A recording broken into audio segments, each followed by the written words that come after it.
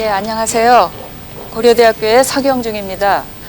네, 오늘 이 카이스트에서의 강연은 저에게 정말로 뜻깊은 강연입니다. 저는 사실 과학과는 굉장히 거리가 먼 사람이에요. 가전제품도 잘 못 만지고, 사용 설명서를 읽어도 이해가 안 되는 사람입니다. 좋게 말하면은 인문정신으로 충만한 사람이고, 나쁘게 말하면은 무식한 거죠. 그런 제가 이 자리에서 그 톨스토이와 신경과학의 접점에 관해 말씀드리게 된 것은 정말로 뜻깊은 일이라 할 수 있겠습니다. 자, 여러분은 톨스토이 하면 무엇이 가장 먼저 생각나시나요? 일단 수염이 많이 나고 백발이 성성한 노 작가, 세계적인 대문호. 그렇습니다. 그렇죠? 그리고 굉장히 거룩해 보이죠? 엄청나게 깊이 있고 무거운 메시지를 전달해 주시는 분. 그렇죠? 자, 이런 분이 이 최첨단 뇌과학과 어떤 관계가 있을까요? 정말 아무 관계도 없어 보이지만 사실 관계가 굉장히 많습니다. 오늘 저는 그 얘기를 하려고 합니다. 자, 톨스토이뿐만 아니라 사실 문학과 뇌는 그 관계가 밀접합니다. 저는 얼마 전에 뇌를 훔친 소설가라고 하는 책을 한 권 썼습니다. 이 책에서 저는 소설과 뇌과학 간의 어떤 접점, 혹은 상호 조명 가능성 이런 것들을 탐구해 보고자 했습니다. 여러분, 문학이란 무엇이라고 생각하시나요? 문학이라는 것은 재미있는 이야기인가요? 아니면은 아름다운 글인가요? 맞습니다. 그것은 재미있는 이야기이기도 하고 아름다운 글이기도 하지만 그것이 다는 아닙니다. 문학은 인간의 속내를 읽는 작업입니다. 소설가들은 인간의 내면을 읽습니다. 소설 속에 나오는 주인공들은 그 주인공들이 생각하는 것, 느끼는 것, 또 말하는 것, 행동하는 것, 판단하는 것, 이 모든 것들은 사실은 우리가 실제로 느끼고 생각하고 말하고 행동하는 것과 다름이 없는 것이죠. 소설가들은 그 작업을 통해서 인간이란 무엇인가에 대답을 하고자 하는 것이죠. 사실 뇌과학자도 같은 일을 하는 것입니다. 다만 뇌과학자들은 생물학적으로 인간을 탐구하는 것입니다. 인간의 뇌를 스캔해 보기도 하고 동물의 뇌와 비교해 보기도 하고 조직 검사를 하기도 하고 뭐 이런 일들을 합니다만은 결국 뇌과학자들이 하는 것도 인간이란 무엇인가에 대해서 답을 하는 것이죠. 자, 이렇게 알미라는 부분에서 인간에 대한 어떤 내면 추구라는 지점에서 소설가와 뇌과학자는 만납니다. 자, 톨스토이 역시 이와 같은 측면에서 예외라고 할 수 없는데요. 특히 톨스토이는 안나 카레니나라고 하는 작품을 통해서 그리고 자기의 삶을 통해서 신경과학과 소설과의 접점을 우리에게 상당히 구체적으로 보여준 작가라고 할 수 있습니다. 자, 1990년대 초에 이탈리아 파르마 대학의 리초올라티라고 하는 신경과학자와 그가 이끄는 팀은 마카크 원숭이를 대상으로 실험을 하고 있었습니다. 자, 전운동 피질이라고 그 인간의 손 조절 신경 생략적 메커니즘을 관장하는 그 부위를 연구를 하고 있었습니다. 자, 마카크 원숭이의 뇌에 전극이 심어진 채 컴퓨터와 연결이 되어 있었어요. 자, 그런데 연구자가 무언가를 집어들었습니다. 그런데 집어든 것은 연구자인데 이 원숭이의 뇌에서 신호음이 울리는 것입니다. 굉장히 이상한 일이 벌어진 것이죠. 연구자는 참 이상했어요. 내가 집었는데 왜 원숭이한테서 신호가 오는가? 그래서 계속해서 연구를 했더니 인간의 뇌 속에는 바로 다른 사람의 행동을 흉내내는 그런 신경세포가 있다는 것이 규명이 되었던 것이죠. 이것을 가리켜서 우리는 거울 뉴런이라고 부릅니다. 자, 거울 뉴런이라는 것은 타인의 행동을 마치 거울처럼 반사하는 신경세포라는 뜻입니다. 타인의 행동을 거의 무의식적으로 흉내내려는 인간 본능을 말해주는 것이죠. 자, 인간은 거울 뉴런이 있기 때문에 타인의 행동을 상상 속에서도 간접적으로 체험을 합니다. 인간은 타인의 행동에 관한 이야기를 듣거나 타인의 행동을 묘사한 글을 읽을 때에도 그 행동을 마치 자기 자신의 행동인 양 뇌 속에서 체험을 하는 것이죠. 자, 이 그림을 보면은요, 누군가가 먹고 있죠. 자, 인간은 먹는 것을 볼 때, 그리고 먹는다는 얘기를 하는 것을 들을 때, 심지어 먹는다는 이야기를 읽을 때조차 반응을 합니다. 그러니까 이것을 조금 더 연장시켜 말하자면 우리는 독서를 할 때 읽는 것을 그대로 간접적으로 체험을 한다고 유추해서 말을 할 수가 있습니다. 자, 톨스토이 역시 이 부분을 알고 있었던 것 같아요. 물론 톨스토이는 뇌과학자는 아니었고 거울 유런에 대해서 아무것도 몰랐어요. 그러나 톨스토이는 아마 인간을 관찰한 결과 그와 같은 흉내 본능이 있다는 것을 알았던 것 같습니다. 자, 그의 안나 카레니나를 볼까요? 자, 안나 카레니나 혹시 여러분들 다 읽어보셨나요? 대충 어떤 내용인지는 아시죠? 예, 안나 카레니나는 불륜에 관한 이야기로 우리에게 잘 알려져 있습니다. 자, 안나하고 브론스키는 불륜 커플이고 여기에는 또 진정한 사랑 커플이 등장을 합니다. 레빈하고 키티인데 안나하고 브론스키는 모스크바에서 우연한 기회에 만납니다. 자, 처음에는 이 두 사람이 불륜을 한 건 아닙니다. 그냥 서로 굉장히 마음이 끌렸을 뿐이죠. 그러다가 시간이 지나고 나서 이 두 사람은 불륜 관계에 들어가게 됩니다. 안나는 유부녀였고 브론스키는 잘생긴 청년이었습니다. 자, 그러다가 나중에 안나와 브론스키는 그 미래를 하게 되고 해외여행도 하고 영지에서 생활을 하기도 합니다. 그러나 이와 같은 그 삶이 굉장히 불행했던지 안나는 질투와 고통 속에서 고뇌하다가 나중에 결국 자살로 일생을 끝냅니다. 반면에 레빈과 키티 이 커플은 서로 아끼고 이해하고 하면서 이상적인 결혼 생활을 향해 나아가는 그런 사람들로 그려지게 됩니다.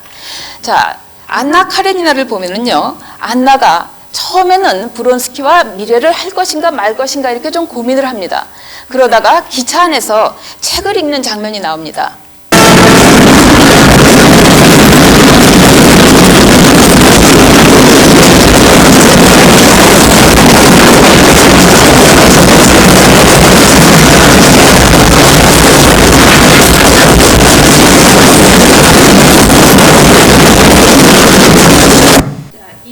그 장면에서 보시다시피 안나는 그 싸구려의 연애 소설을 읽습니다. 그러면서 그 연애 소설에 나오는 내용을 그 자기가 거울 유런을 통해서 간접적으로 체험을 하게 됩니다.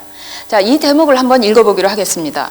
안나는 소설의 여주인공이 병자를 간호하는 대목을 읽으면 자신도 발소리를 죽이며 병실을 돌아다니고 싶었고, 국회의원이 연설을 하는 대목을 읽으면 자신도 그 연설을 하고 싶었다. 메리 부인이 말을 타고 새떼를 쫓거나 동생의 새색시를 놀려주거나 하여 그 대담성으로 사람들을 놀라게 하는 대목을 읽으면 자신도 그녀와 똑같은 일을 하고 싶어졌다. 자, 이런 식으로 소설 속에서 연애를 하는 인물을 쫓아 자기도 연애를 하다가 결국 불륜 관계에 빠진다는 것이 톨스토이의 어떤 그 메시지였던 것입니다. 톨스토이는 사실상 그 거울 유런에 관한 이론에 있어서 타의 추종을 불허한다고 할 수 있겠습니다. 톨스토이는 그 흉내 본능을 예술에다 적용을 시켰어요. 그래서 예술이란 곧 감염이라는 생각까지 하게 됩니다. 마치 거울 유런을 설명하는 것처럼 그는 예술에 대해서 이렇게 이야기를 합니다. 누군가가 웃으면 그걸 보는 사람도 명랑해지고 울면 이 울음소리를 듣는 사람도 슬퍼진다. 또 어떤 사물이나 인물이나 현상에 대한 환희, 존경, 공포의 마음을 나타내면 이것이 다른 사람들에게도 전염되어 같은 사물이나 인물이나 현상에 대하여 똑같은 감정이 나타나게 된다. 진실로 예술 활동의 기초는 인간이 남의 마음에 감염될 수 있는 능력을 지니고 있다는 사실이다. 결국 톨스토이는 예술의 존재의 의의를 감염해 두었고 나쁜 것을 감염시키는 예술은 없애야 된다는 그런 극단적인 이론으로까지 나아가게 되는 것입니다. 사실 이런 정도가 톨스토이를 뇌과학의 어떤 조예가 깊은 작가로 만들어주는 것은 아닙니다. 톨스토이의 신경과학적인 센스는 도파민을 예고하는 그 지점에서도 나오게 됩니다. 자, 여러분은 신경 전달 물질 하면은 잘 모르실지도 모르겠습니다만은 도파민 하면은 굉장히 잘 알려져 있죠. 도파민은 가장 유명한 신경 전달 물질 중에 하나입니다. 신경 전달 물질이라는 것은 하나의 뉴런에서 다른 뉴런으로 정보를 전달하는 화학 물질입니다. 뉴런들은 이 신경 전달 물질이라는 화학적 메신저를 발신함으로써 서로 교신을 하게 되는 것입니다. 자, 도파민은 이 신경 전달 물질 중에서도 가장 유명한 것인데요. 자, 잠시 볼까요? 이 도파민의 별명이 있습니다. 보상신경 전달 물질이라고 불리웁니다. 왜냐하면은 그 달성이나 완수 이런 것과 관련된 것이기 때문이죠. 우리가 어떤 목표를 정해놓고 그 목표를 향해서 달려갈 때 그 목표를 달성했을 때 그리고 그것을 완수했을 때 도파민이 분비가 됩니다. 그리고 그 도파민은 우리에게 굉장히 큰 기쁨을 주게 됩니다. 그래서 동기화, 보상, 승리감과 관련된 것이 곧 도파민이라고 불리게 되는 것입니다. 비디오 게임을 하는 사람의 머리를 보니까 거기서 도파민이 많이 나온다고 그런 얘기가 있는데요. 그것은 뭐냐면 우리가 비디오 게임을 하면서 굉장히 거기에 몰입해서 그 뭔가를 달성하려고 노력을 하기 때문에 도파민이 나온다고 볼 수가 있겠죠. 도파민은 그 뇌 안쪽에 있는 흑질이라는 곳에서 분비가 됩니다. 자, 이 도파민은 몰입과도 굉장히 관련이 깊습니다. 왜냐하면 몰입이라는 것은 무엇인가요?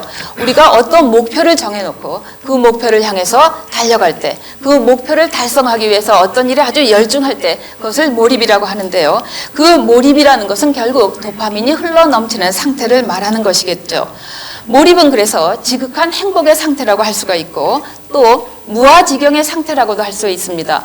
우리가 어딘가에 몰입했을 때 자아를 잊는다는 말을 종종 하지 않습니까? 뭔가 아주 깊이 열중해서 할 때 밥 먹는 것도 잊어버렸다, 뭐 잠자는 것도 잊어버렸다, 뭘 하다 보니까 날이 새는지도 몰랐다, 이런 얘기를 우리가 흔히 하죠. 바로 그 얘기입니다. 그리고 몰입은 또한 시간의 상실을 주된 특징으로 합니다. 시간 가는 줄을 모르죠. 뭐 하다 보니까 언제 시간이 이렇게 가는지, 24시간이 어떻게 가는지 모르겠다, 이런 얘기를 하게 되는 것이죠. 즉 몰입이라는 것은 우리 머릿속에서 도파민이 흘러나와서 우리로 하여금 지구의 기쁨을 맛보게 하는 상태다, 이렇게 볼 수가 있겠는데 톨스토이는 안나 카레니나에서 바로 이 몰입 상태를 설명을 하고 있습니다.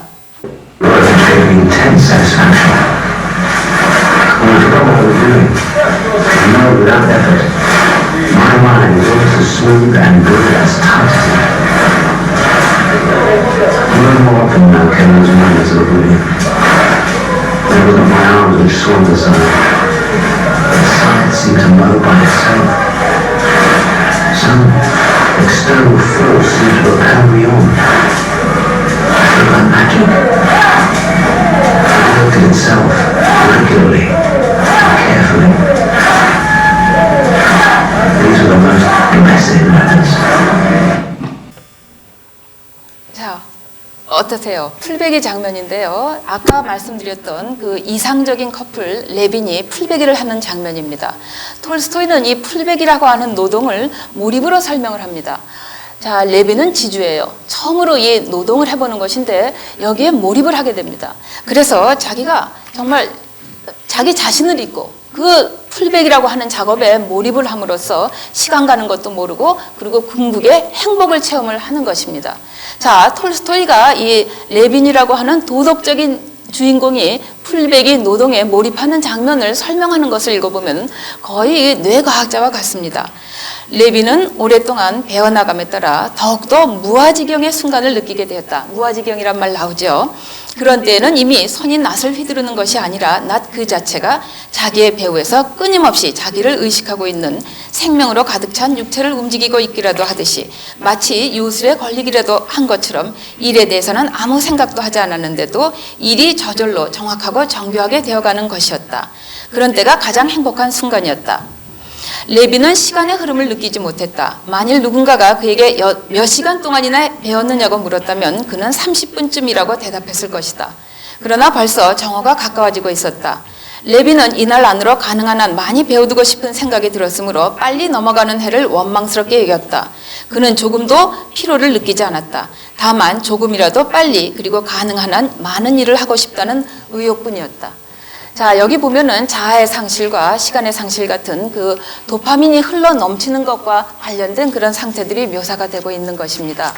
자, 톨스토이는 또 자기의 삶과 관련해서도 우리에게 뇌과학적인 여러 가지 이야기들을 해주고 있습니다. 자, 제가 지금 말씀드리고자 하는 것은 신경가소성이라는 얘기인데요. 자, 신경가소성 그러면 굉장히 어렵게 들립니다만은 사실은 이것은 그 쉽게 말하면은 변화 가능성 혹은 유연성 이렇게 말을 할 수가 있을 것입니다. 쉽게 말해서 우리의 뇌는 우리가 마음만 먹는다면 얼마든지 변화한다는 그런 얘기가 되겠습니다. 자, 뇌는 우리가 흔히 알기를 불변한다. 태어날 때부터 가지고 있는 그 뇌가 그대로 간다 이렇게 알고 있습니다만은 그렇지 않다는 것입니다. 자, 뇌는 또 고정되어 있는 어떤 그 상태가 아니라는 것이죠. 얼마든지 우리가 마음 먹기에 따라서 얼마든지 변화할 수 있다는 것이 신경가소성입니다. 또 유전적으로 뇌는 고정되어 있지 않다는 것입니다. 어떤 사람은 저는 뭐 유전적으로 원래 뇌를 이렇게 타고났기 때문에 이 일은 할 수가 없어요. 뭐 이렇게 얘기합니다만은 그 신경과학적으로 이것은 참이 아닙니다. 뇌는 얼마든지 변합니다. 그 변화 가능성이 곧 뇌라는 것인데요. 우리가 근육을 단련시키면은 근육이 만들어집니다. 운동을 하면요. 마찬가지로 머리도 단련을 시키면은 머릿속에 뉴런들 간에 새로운 회로가 만들어집니다. 이것을 신경가소성이라고 부르는 것이죠. 그래서 뇌는 우리가 어떤 생각을 하냐에 따라서 새로운 회로와 새로운 연결을 통해서 달라질 수 있다는 것이죠. 이 신경가소성이라는 것은 과학적 사실로 증명된 것은 사실은 20년 정도밖에 안 됩니다. 그러나 21세기 뇌과학적인 발견들 중에서 가장 흥미있고 가장 또 임팩트가 있는 그런 발견들 중에 하나로 간주되곤 합니다. 자, 신경가소성을 증명해주기 위해서 여러 가지 그 재밌는 얘기들이 많은데 저는 오늘 그 택시기사 이론이라는 것을 여러분들께 말씀드리고자 합니다. 자, 런던은요, 그 도로망이 복잡하기로 굉장히 유명한 도시입니다.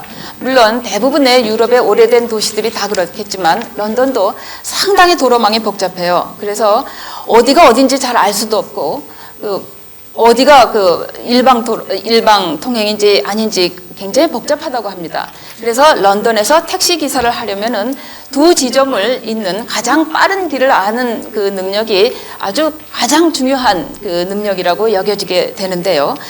그 신경과학자들은 이 런던 택시 기사들의 뇌를 조사를 해봤습니다. 그랬더니 공간을 담당하는 해마의 앞부분의 크기가 다른 부분보다 훨씬 커져 있는 것을 발견했다고 그래요.